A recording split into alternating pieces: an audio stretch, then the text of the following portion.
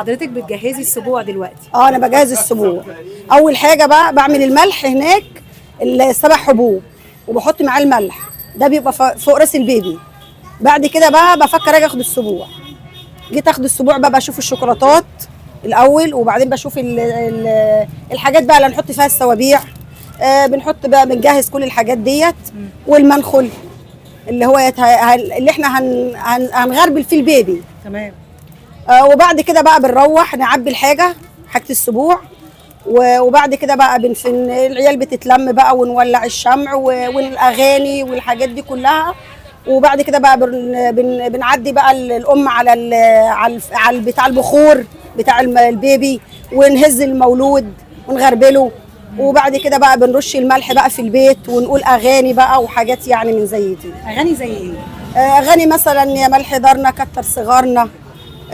ونغني بقى اغاني، نشغل بقى الدي جي، نشغل مثلا التلفزيون، نشغل التسجيل، نغني بقى اغاني رؤوسه شبه ام وابوه والواد زفوه كده، يعني الحاجات دي اللي احنا كنا بنغنيها. بيفكرك فيلم الحفيد بحاجه زي كده؟ طبعا، احنا كل ما يكون عندنا مولود بنفتكره وبنشغله فعلا.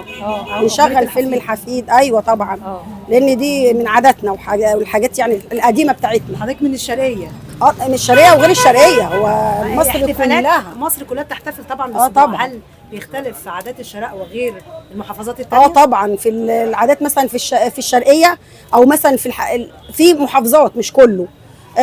لازم نملح البيبي يوم السبوع، لازم نملحه، وبعد كده نحميه. وبعد كده بقى بنجيب الكل، جايبين له طقم ونلبسه له، ده الطقم بقى بتاع السبوع.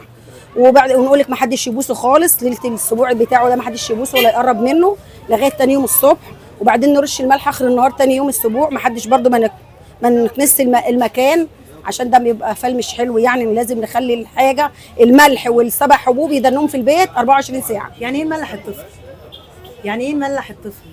بنملحه، يعني بنحط ميه دافيه كده وقطن، ونمسك بقى جسم العيل كله بالملح دوت، بشويه ملح كده بشويه ميه، ونملح جسم العيل كله لغايه راسه لغايه بقه كده وجسمه وتحت بطاطه، يعني كل الجسم بنملحه لمده ربع ساعه. ايه حكايه الشمع بقى اللي معاكي ده، وازاي بتسموا الاسم، وايه اسرار الشمع لما الشمعه تنطفي تسيح تخلص؟ ما احنا بقى يعني دي عادات احنا طلعنا عليها.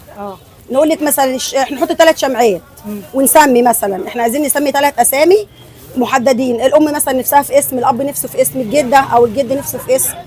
فبنقول الاسامي اللي احنا عاوزينها، والشمعه بقى اللي بتفضل للاخر دي هي بقى اللي بتبقى بنتبشر بيها معنى اصح. يعني الشمعه بس هو ربنا سبحانه وتعالى بيبقى كاتب اسم الطفل